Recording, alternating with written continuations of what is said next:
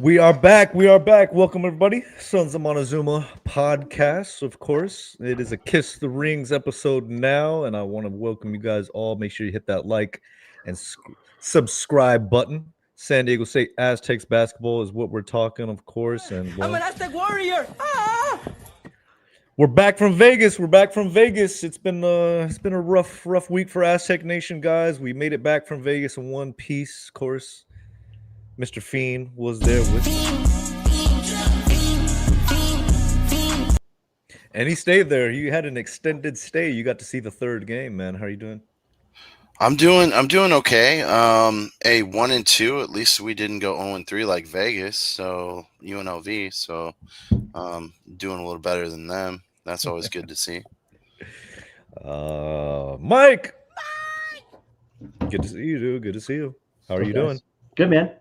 Starting to miss in Vegas, but Thanksgiving week is always a fun week, regardless of what happens on the sports field. Yeah, Feast week. We were there in Las Vegas. Of course, this is going to be our recap of everything that happened at the PlayersEra Festival. I had a great time, guys. Like as usual, last year was awesome. Seeing that for the first time and being a part of it again, San Diego State, knowing that they're going to be a part of this Feast Week Festival for the next few years, right? And we'll get into that because I don't know. Is it going to be in Las Vegas? I hear some rumblings. Andy made the trip with us, of course. Aztec Andy, shout out, and he was feeding me some information about the PlayersEra Fest and some of the changes that could be coming up. But for the Aztecs being there, it was a tremendous event. Aztec Nation represented very, very well. Tons of red and black all throughout the Mandalay Bay Michelob Ultra Arena. And so, it was a great festive atmosphere. 3 games, 1 and 2. The Aztecs came out a little limping there after that third game. But hey, man, we learned a lot about this team. Did we learn a lot about this team? I feel like I learned a lot, but I also have way many questions about this team than when we came in. Mike, I'll start with you because you weren't there physically, but everything you saw on the screen, what are some things that you saw and kind of puff your chest about this team? Because there was a lot to puff your chest out about, but then what were some things that really you just like scratching your head, man? Well, let's start with the good, right? This team can shoot. This team is good. They can make buckets. BJ Davis can get his own shot. Reese can get his own shot. LZ looks like he can get his own shot. Now, I think he was perfect behind the line. He stepped in the starting lineup. But like that game when they shot 67% against Oregon was what could be, right? Yeah. Exactly. Yeah. I think you could just throw the Michigan game out, dude. They're just going to destroy everybody this year. I mean, they were like UConn a couple years ago. They're just different. I mean, they blew out Gonzaga by 42, and then they blew out. I don't remember who they played second. Was it Auburn? Yeah, they blew them out too. So you look at the game like, fuck, man, we got destroyed. And then you realize, well, they're going to destroy most people in the league, 40, 30, and 40. I mean, that's crazy, man. Like I would be hard pressed to find a team in a 3-game stretch in a tournament like this that has beat teams by 130 points or 110. Right, in 3 games. That's crazy, dude. They're a really, really good team. So, but then you come out and you play against Oregon and you shoot the way you did, and you look great. Reese looked great. BJ looks great. I mean, they both like some of those guys. They remind me of Kobe, dude. The way they shoot the ball, the way they handle themselves, the defense they play. I love Reese's. Well, I mean, I love Reese, right? I've always loved him. I just like his game, and you see his fire on the court. And he's not like that off the field, right? Like I remember my old roommate who played football at State. He was the same way. He was chill off the field, and then when he got on the field, he was just a maniac, right? That's probably why he went to the NFL. But the team can play. Now, the defense looks like shit. Like for a team that is built on defense, 108 to Troy, 100 to Michigan, whatever it was to Oregon, and then 90 something to Baylor, right? Was it what now? What? No, okay. I'm gonna cut you in. I'm gonna cut in there. I'm gonna jump in a little bit because I do like your points, though. I do like your points.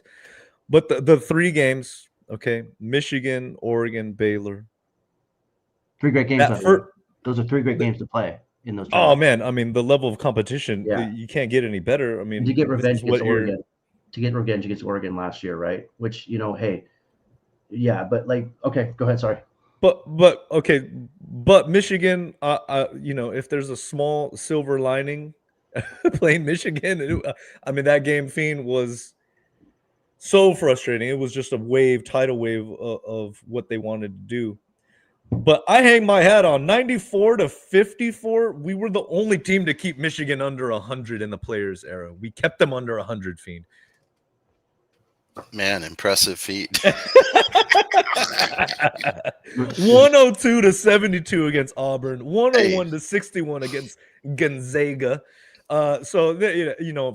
Mike, you were hitting on the right points. You're a little blurry. I'll Hey, take let's not forget, man. We were up 5-0 in that game too. 5-0. All was Like right. the crowd was into it, man. We were all, we're gonna Start take out, down yeah. Michigan. With It was Taj took great. it to the rack. Yeah. Then Bird had a 3, and we were just like, "Yeah, let's go!" It's on. Let's go. slapping the hardwood on defense, like fuck yeah, let's go. To circle back to finish my point, Michigan was Michigan, right? I mean, they were just you just saw that game. You're like, dude, it's just not going to happen. You just get that vibe of that game. You're like, no, dude. And then you realize that what they are. The Oregon game, everything kind of went our way, right? But it did go our way. But then you play the Baylor game at the end. They kept getting the offensive rebounds and the bounces and everything. We just couldn't get a run going. You know what I mean? I thought we played pretty good against Baylor. They got more bounces than we did, and we didn't capitalize. I think what you weren't even paying attention, man. You were probably eating nachos with fucking Wayne Newton and Liza Minnelli, But I'm back. All right, cool. But offensively, I liked what we saw. Defensively, I don't know, man. This isn't the same defensive team that we had now. It'll be interesting to see when they come out and play Lamar in a couple places, because if you play like that against Arizona, you're going to get beat like Michigan beat you. I don't know if Arizona is better than Michigan. I don't know if anybody's better than Michigan right now, but Arizona's number 2 ranked team in the country for a reason. They got a lot of work to do. Jump in here because Michigan, I agree. You kind of have to flush that game as terrible it was, but they weren't playing like that before the Players era. They were not playing like that. I mean, you're talking about an overtime victory over St. John's, who's a really, really good team. They barely got by Cincinnati. Wake Forest in overtime, right? I mean, so they were not playing like this. I don't know what changed. I don't know if they just wanted that game. Lundenburg and Dusty May, they just wanted that game against the Aztecs, and then they just carried it on. Oh, yeah. Well, yeah. Playing for money. Right? It's a championship setting. I mean, teams will, rise up to the occasion, right? And so, yeah, you hope that they're playing better now than they are in March. But yeah, we were just overmatched. We were overmatched in that game. Their length really bothered us. We could not get anything at the rim. And, although it was fairly close in the first half, it just kind of got away from us in the second half. But I walked away, really kind of despondent, like, wow, we got 40-piece by a team that, I don't even know what the spread was on that game, but I think it was under 10 points, right? But then you look at what happened to Auburn, you look at what happened to Gonzaga, it's like, oh, okay. Well, now I don't feel so bad. They're just an elite team. And basically, they're a team that had guys that were going to be like late first rounders, early second rounders who came back to college, because of NIL and to have a chance to win a national championship. And now they've got an elite roster. And Dusty May's a great coach. So you just got to tip your hat to them. And, we're just not in their league, at least not now. Well, we looked all world. Yeah, you guys against didn't Oregon. hear it, but when. What was that, Mike? So, by the way, a tidbit there. Lundenburg liked Dusty May when he was at FAU. He liked his coaching style. He liked his game. He liked him. So that was why he picked Michigan over every other school. He just felt really comfortable with May. You know, Okay, yeah. I mean, you got to feel comfortable with wherever you're gonna go, right? when Okay. they're yeah. So I mean, he was the prize, but he played really well. I mean, they like I kind of said in that preview. I said that if we get in a half court game, we're in trouble, and we did, you know, and then they crashed the board. So, but you got to take the good with the bad, learn from the bad, take the good, and Dutch does that. You know, he even said he's like I got to do better teaching the defense or coaching the defense, and they got to play better defensively too. So they had a week off. They got Lamar. They got who they have Whittier or something like that. So they have a couple. I wouldn't say Don't skip cupcakes. ahead. Don't skip ahead, dude. No, Don't I'm skip just saying. ahead. But they got to work on what. Let's circle back. They got to work on. They have things that they've learned about themselves in those games because they doubled their game output in this tournament from 3 games to 4 to 6, right? So they have more of a sample size of what they are, who they could be, who they aren't. So they have a lot to work on defensively, I think, more than offensively. Okay. Okay. All right. All right. All right. All right. Against Baylor, they look great. Like you said, everything kind of fell their way, but Because Oregon. Oregon, No. But, Oregon. I mean, they look good against. Or I mean, they couldn't miss against Oregon. That was crazy. They just played lights out. But with against Baylor, like if you watch towards the end, I mean, they were in the game. The ball kind of just bouncing Baylor's way. You know what I mean? Like it wasn't like 1 or 2. It was like you were watching, you get in the flow of the game. You're like, dude, wait, we got to get a stop in a bucket here, and they get the stop, and they wouldn't get the bucket, and then they would come back down. They just couldn't get a run. Baylor didn't allow them to get a run because of the way they're playing defense, the ball bounce and stuff like that. And just, you know, it was a good game for them to learn from. But I mean, they were in the game. They just couple bounces one way or the other. I think it would have been we would have had a chance to win that one at the end.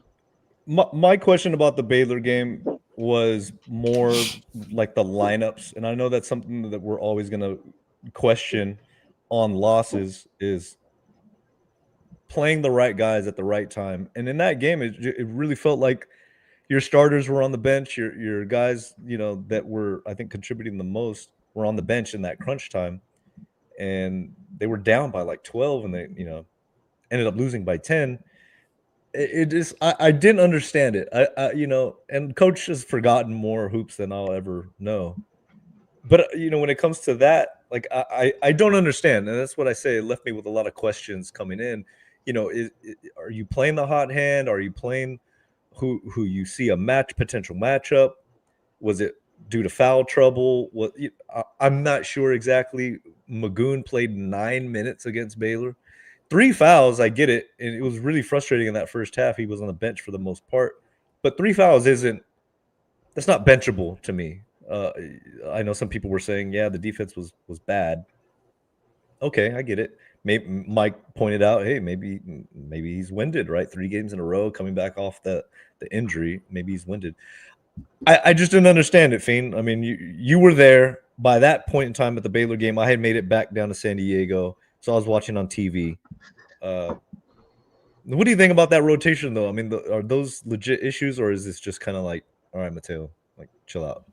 Yeah, no, for sure. I had the same questions, and I think it's a difficult dilemma for Dutch when you're playing 11 guys in a rotation. It's a lot easier when you only have 9 or 8 guys, to put in matchups and a lineup. But as far as Goon, is considered, I would say that going into that game, Baylor thought that there was only one player on our team who really would give them problems, and that is Goon.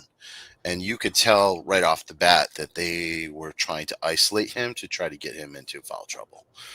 Even in the second half, when he sat 2 minutes in, not even, and he was out for the rest of the half, and then comes back in the second half, they immediately isolate him, get him out, draw him out, and then they attack him, and he fouled again. And I could hear Coach Velasquez yelling to Goon. He was yelling, "Guath, they are coming at you. They are coming at you." And so that was their plan, was to get him into foul trouble. Why? Because Baylor likes to attack the rim. That's what they did really well in this game. They got to the foul line. They got a lot of dunks and layups. And Goon was the biggest problem for them in the interior, because we don't have other shot blockers. I wouldn't consider Heidi or Compton a shot blocker, but that's why they wanted to get Goon into foul trouble, and they were successful at doing it.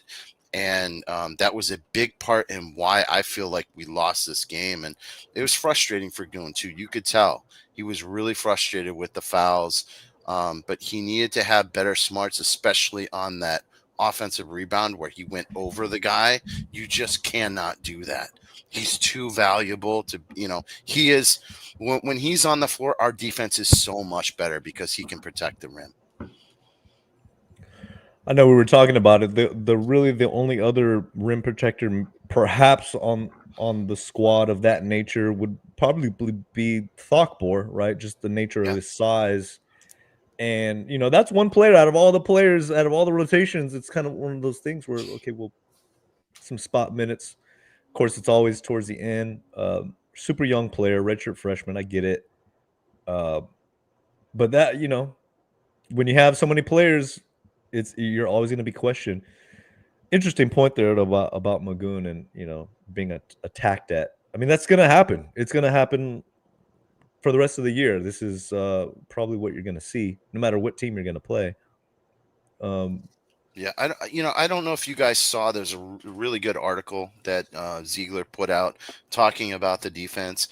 And one of the things that they did at the end of the Troy game that led to the 12-point comeback was they ran a defense where they dropped the big guy. So Goon was dropped near the basket, so he didn't get pulled out to the perimeter, and they were switching on the perimeter and then sort of allowing the guys in the corners to be free. So you're vulnerable for like a corner three, but you play the averages with that, and they gave up some threes that Troy missed that we were able to then capitalize on the other end by scoring, but we protected the rim and didn't give up easy baskets, which Troy was doing a really good job of driving to the hoop and attacking us. And so he said that he did not run that in the Baylor game. He wanted to, but he felt that like they needed more work on that. So that I imagine that is going to be an area that they are really going to work on. You're going to see that defense more. Michigan runs it. A lot of these teams run it because they don't want to give up points at the rim. Those are the easiest buckets. You want to make teams shoot tough twos. And that's what, Michigan was doing to us.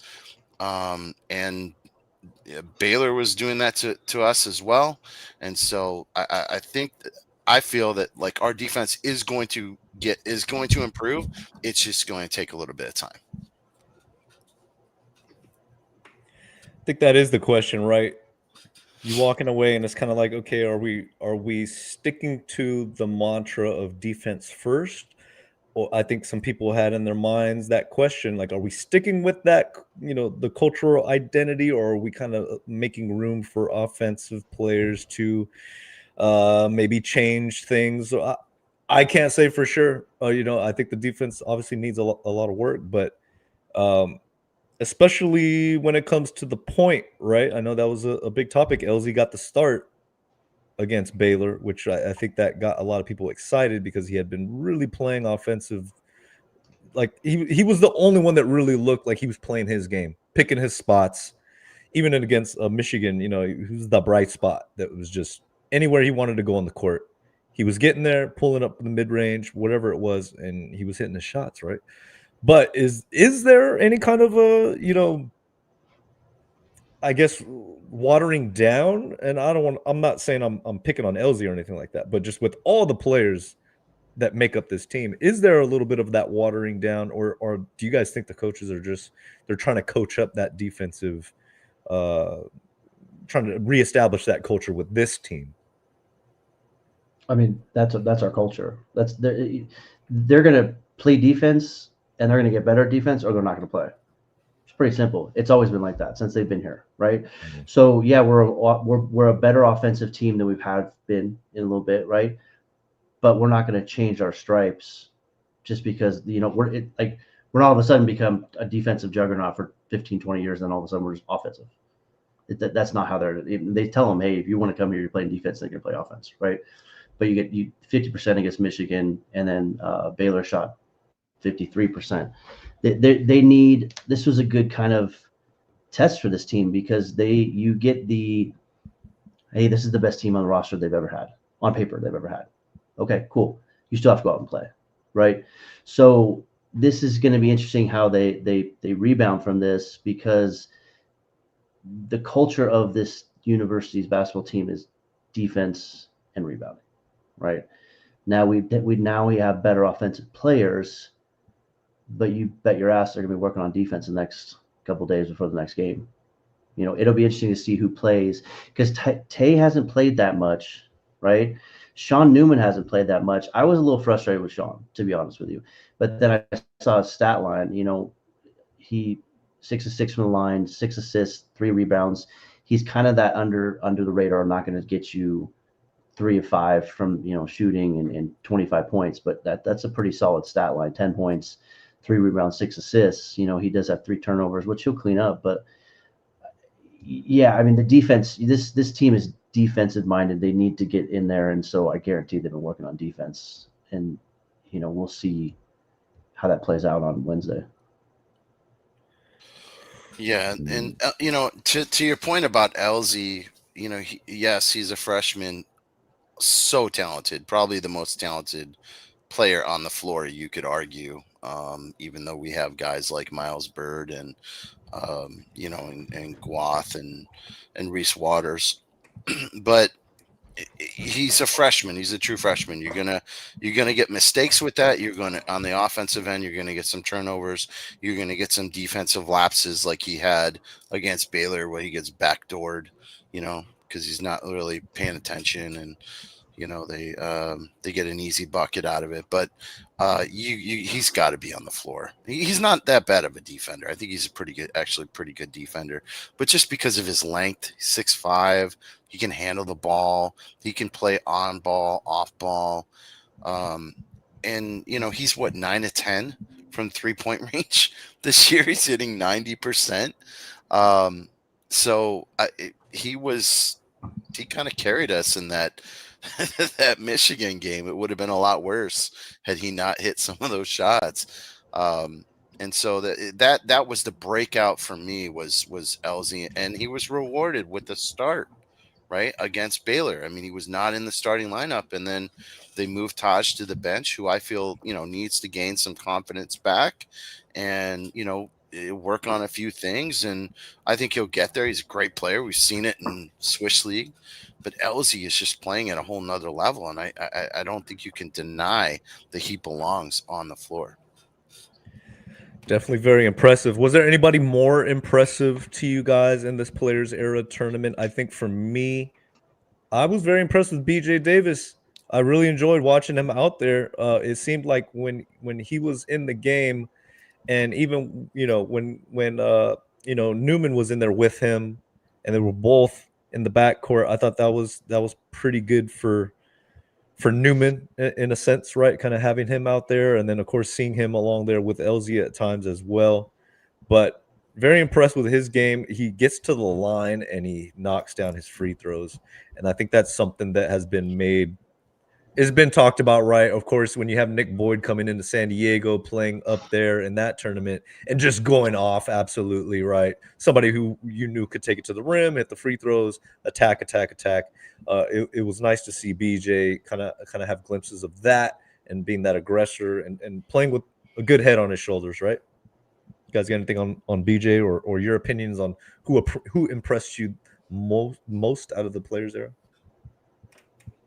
Fiend, you want to go ahead? Yeah, well, I agree with you. BJ was very impressive. My whole issue with BJ has been some of the silly fouls that cause him to get into foul trouble, where he's fouling 50 feet from the basket, because he's pressuring someone, that's really not a threat. We need him to be on the floor. He can't be in foul trouble. He's our best perimeter defender, and he's a great outside shooter. He's a great free throw shooter. Like you said, he was attacking the basket. We need more guys to attack the basket. We need guys like Bird and Waters to be attacking, attack. They settle too much for mid-range jump shots. We need to get to the line more and hit foul shots, and we're just not doing that enough. And so that was great to see him, really taking upon himself to attack the basket, get fouled, and he's a great free throw shooter. So I'm really impressed with BJ. He had a breakout game against Oregon, and I'm just hopeful that he continues that kind of play, because we're going to need that from him if we want to win some games, especially this Arizona game. It's going to be a real tough one, but yeah, BJ certainly, LZ and BJ were the bright spots, I think, of this tournament. Yeah, I mean, BJ was. I like watching BJ play. Like I said, he kind of reminds me of Kobe. There's just something about him. Like I was talking to Pops when he was up here in Nevada, and his dad said, "Don't know, he loved Kobe. He loved watching him and stuff like that." There's just something about him. And Reese, like I was texting Andy, and he's probably like, whatever. I'm like, Reese is just sexy. He's just a sexy player. You know what I mean? No Diddy, right? So like, but he's just fluid. He's nothing crazy. Just very in control. It's just sexy to me. You know what I mean? Like that's how it looks. And LZ was playing well. I think I don't think Magoon was winded. I think if you come off that injury, I think Dutch was being a little cautious with him because he played 28 or whatever it was against Troy, and then 20 and 25, 3 days back to back to back. He didn't want to hurt, get that knee into too much inflammation. But I think also it was matchup. I think Baylor was playing a little bit smaller, and they were kind of learned maybe from a little bit from Troy of like, hey, they were kind of going after us. And I think that was more a little bit of both, because we could have used him in there. But hey, you know what? You're 3-3. You have 20-something plus games left to get better. We weren't going to lose less than 3 games. Let's just be honest, right? So you take from each game what you will. I just think you chuck that Michigan game. I mean, what are you going to do there, dude? Like, I think all those 3 teams are like, all right, we can learn a little bit from it. What are we going to really learn? Michigan's really good. Okay, cool. But that was a kind of wake-up call, and they came back strong against Oregon, which I like to see. And I still think they played well against Baylor. I just think they got beat by the better team that day. And I think if we played them again on another thing, we might beat them. So now you get home, you get 2 games in 7 days, right? Or 3 games in 14 days, the 3rd, the 10th, the 17th. So you have 3 games, a lot of practice. Fiend's favorite game is Air Force, obviously, before Christmas, before we see you guys in Phoenix. But I don't know what to say about this team yet, except the offense looks good. The defense isn't there yet. We always peak in February. So just keep grinding, keep getting better, progress, not perfection. And let's win the next few at home before we go play Arizona.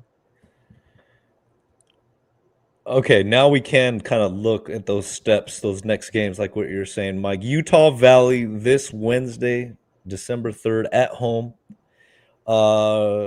Keep your guys' ear open on that one. Trying to effort that one and see if we're going to be able to live stream that game. If you guys saw our last game, home game against Troy, that was that crazy triple overtime game. We were able to live stream it, the actual broadcast on our YouTube channel here. So efforting to see if we can get this game against Utah Valley. Then 7 days later, Lamar at home as well. And then another home game, which is kind of weird, against Air Force, December 17th, 7 days later. So, yeah, all 3 of those games at home right before we go to Arizona. Arizona, guys, of course, number 2 in the AP top 25, number 3 in the coaches poll. They are number 8. Number 8 in KenPom. Aztecs are 48. Aztecs are 48. I guess your thoughts on this, Fiend. I think you're muted, but after this Players Era and these 3 games, of course, at home, I mean, got to be completely favored to win, of course. Is this team now that you've seen up to this point 3-3? Are you still believing the hype, or is there a little doubt coming into these 3 home games for you? Well, Utah Valley is 90 in KenPom. So we saw what Troy is, 135 now in KenPom. I think they had a slip up in a Yeah. they played in like a Thanksgiving tournament and they lost the game. I want to say it was Toledo or someone. But 90, don't sleep on them. I mean, look, we slept on Troy coming into that game and we got burned for it. So these guys better be ready for that game. I mean, this is not going to be a cakewalk. The Obviously, Utah Valley Wolverines. yeah. They were projected to win 80-71 if you believe, Ken Palm stats. The others, we should win, no problem. And then that Arizona game. And to me, the Arizona game, if you want to get an at-large bid, you got to get a win. We don't have enough quality out of conference wins for a resume to build. And then the Mountain West is down, obviously, with all the losses that Mountain West has taken. So this is shaping up to be a year where if you don't get that win against Arizona, I think it's going to be a 2018 scenario where you got to go out and win the Mountain West Conference tournament just to even get in the NCAA tournament. Ouch. Yeah. Ouch. I mean, I've heard Dutcher talk about scheduling, right, and how difficult it's been to schedule non-conference games. I mean, the PlayersEra tournament is fantastic. You get 3 games against really top caliber opponents, but if, like you said, if you walk away 1 and 2, God forbid, 0-3 like UNLV, you have no other intermediate games. I feel you're playing Whittier, you're playing Troy, you're playing Utah Valley. I mean, these games, they stack up wins supposedly, right? Of course, Troy didn't happen like that. I mean, is there maybe another strategy that should be taken? Because I know they're not going to try and play those pure road games in the non-con. But might have to start thinking about that. It's not a bad idea, especially with the way that the net system is set up, where if you get a win on the road, top 75 team, then it's a quad 1 win, and that really boosts your resume. If it's neutral, I think they got to be 50 in the net, and then if it's at home, then they got to be like top 30, which there's no one in the Mountain West this year that's top 30. Well, I think Utah State is close. Maybe they could get there, but we're going to have to go. The only 3 quad 1 wins on the road potentially right now would be Utah State, Boise State, and Colorado State. Only 3 this year, right? And Oregon was not they're 86th in KenPom. So, if that converts over to the net, that's not a quad 1, that's a quad 2 win. So our resume, what I'm saying is our resume is very thin right now, and there's not a lot of opportunities to boost that resume.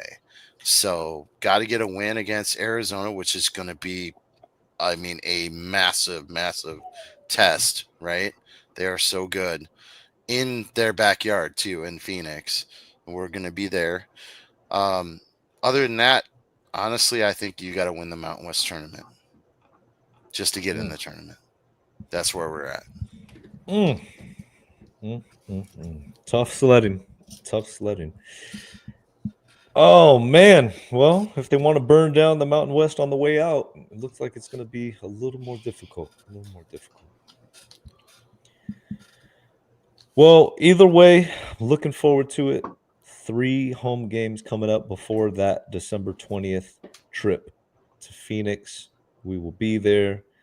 And boy, Bill's saying Utah State almost slept on Montana State. Yeah. I don't know what else to say about this Mountain West. I'm sure looking forward to next year when the Gonzaga Bulldogs join in the fray. And of course, we know that's more of a football decision.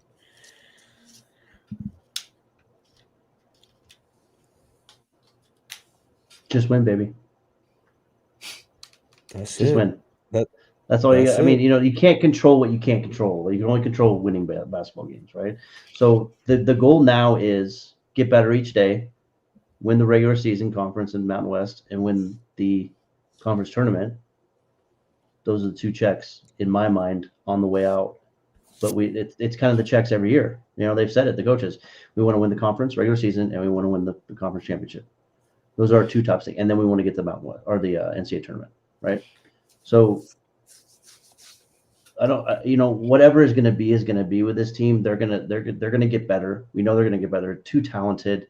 They have too good of a coaching staff. There's too much coming back for them to not win 20 plus games, and I expect them to win the Mountain West regular season and the conference championship. Honestly, I think there's something that you also have that now of like, hey, we got to get better because, yeah, they're not looking at it, but we're looking at it now. It's like you didn't take advantage of the opportunity to beat, even if you beat Baylor, right? That Troy loss is rough, man. So just keep winning and then, win the conference and win the championship and then go from there. I mean, that's the goal, I think, at this point for me, if you want to get in the NCAA tournament. Yeah, definitely. And I feel like last year having Nick Boyd on this team, the floor general, there was more of an identity. It was easier. We played better earlier in the year.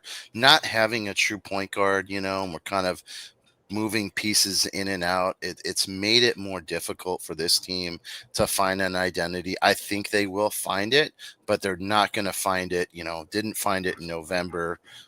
We'll see if they find it in December.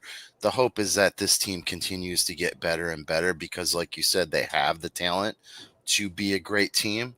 They're just not showing it because they don't really have an identity yet. And I hope they find a point guard that can really lead them, and we get better and better throughout the season, and we're peaking in March so that we can make a run through that Mountain West tournament and secure that automatic bid.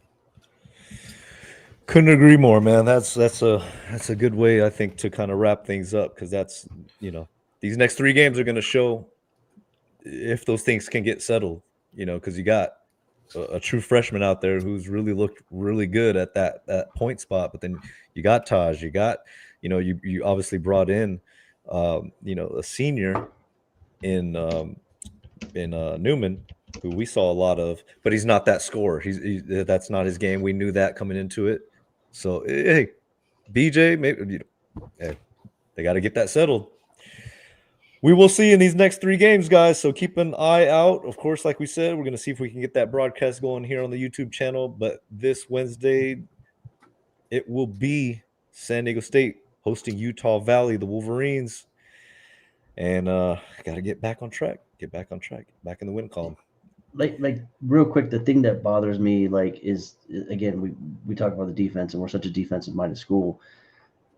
Last year we only allowed 80 to Gonzaga when they're number 3 or 4 in the country. Right now that was at home, that was only 80.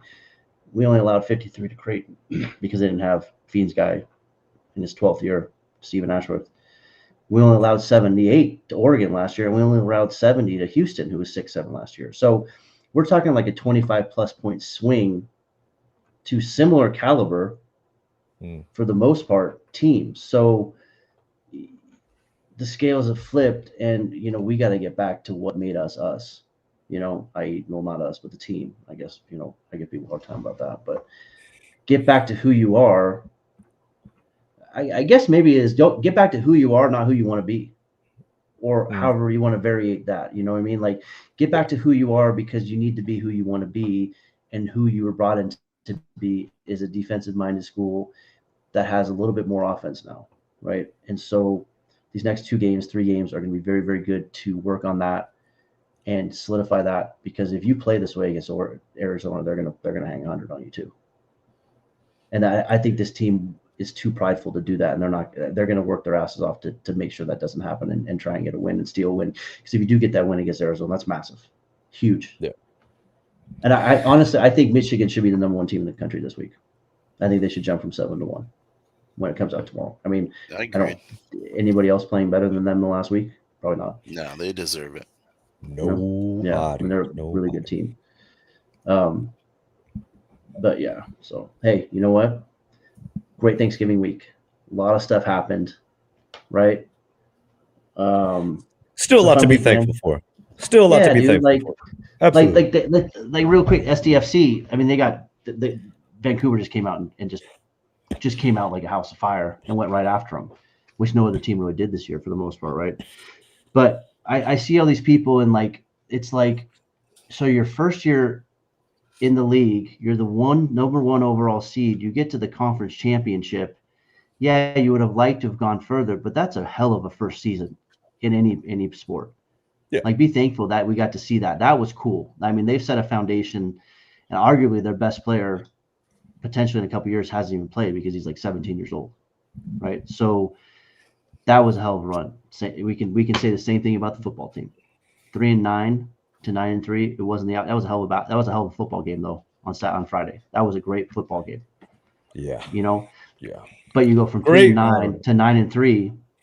You get to go to a bowl game, and if you win that bowl game, you get 10 wins. Yeah, you don't go to the conference championship, but you weren't going to go to the college football playoff anyways. Honestly, what? Oh, it's a building block. It's a building block. Yeah, like it's a great building block. First I mean, step. that's an amazing turnaround and a great season for that team coming from what it was. And you almost beat, without your two top receivers, right? Yeah. So I don't know. Like sometimes these people are like, unless you win it all, that's why the sports thing is like, unless you win it all, everybody's pissed off. Like, dude, let's look and see what they accomplished this year, and be thankful for that. You know what I mean? Because they were fun to watch this year. Well, last year it was.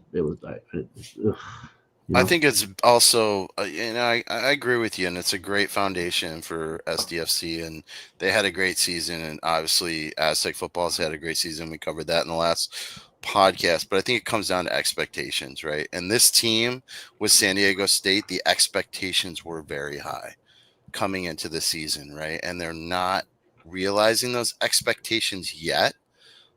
They could, get there. There's a ways to go, right? But I think, I mean, I'm thankful that we have all these guys coming back. Now we got to put the pieces together and start stacking some wins, and start really showing that we're a powerhouse this year, because we could be with the talent that we have. Got to start flexing on them, taking it to the hoop and dunking on these fools. Start getting back that defensive mindset, blocking shots, stealing dunks, fast breaks, all that fun stuff to get that energy back and have them feeling good about themselves again. Yep. Mike, appreciate you, man, especially those insights on FC and the football team. Appreciate that. Fiend, thank you for running double duty. Of course, you guys could check out the football episode previous to this where we talked all about the Mountain West shakeup and the championship and all that good stuff. But guys, we want to appreciate your time. Thank you so much for joining us. Of course, Wednesday, like we said, Utah Valley at home. Be there. And hopefully we'll see you on the stream. Guys, thank you. Hope everybody had a great Thanksgiving. And we'll be back. We'll be back next time. All right. Yeah. Hey, we're thankful for everybody, dude. I'm thankful for you guys. I'm thankful for everybody with State, everybody we are associated with, everybody we've learned from, talked to, met, all this stuff. You know what I mean? Like the human experience is what it is. And again, Thanksgiving week is my favorite week of the year, because everything kind of starts. You got football, you got basketball, you got all this stuff going on. You got family, you got friends in town, you got all this stuff going on. You guys get to go to Vegas and see everybody that you don't, like I said, you see people at Viejas, but you get a little better like connection with them in Vegas because it's like you're on the road, right? So yeah, we met Rashad Penny at the game, dude. That was awesome. That was awesome. Got to meet Rashad Penny there in the arena, just watching the game, And it's fun, man. And I think we have some fun stuff that's going to come up this season if everything shakes out, which we're all working on and stuff. And it's hey, man, Thanksgiving week, you got Christmas week coming up, you got New Year's, and then you get on to the new year. So again, we're thankful for everybody who listens to our shenanigans all the time, and we have fun. So hopefully everybody else has fun. Very well said. Very well said. All right, Aztec Nation. Thank you so much. Once again, sonsofmontezuma.com. Check it out. Keep plugged in, and we'll see you guys at the next game. Everybody have a great night.